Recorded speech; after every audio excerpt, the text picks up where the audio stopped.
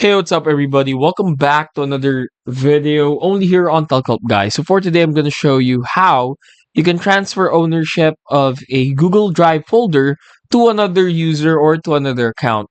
Now, how you want to do this is you want to go here on the upper left corner of the screen, go to the title page or go to the file name, and then click on the arrow down button right here, and then simply go to share.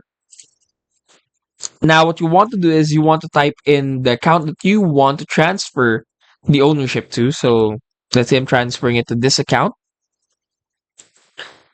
Click send. And then go again to the arrow down button. Go to share.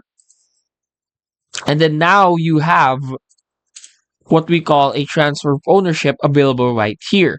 Now just click on that, transfer ownership, send the invitation, and then click on done. Once they accept the invitation, like so,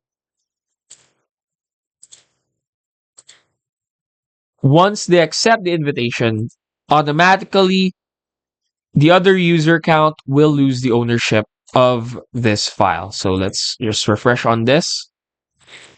Click here again, share, and you are no longer the owner of the file.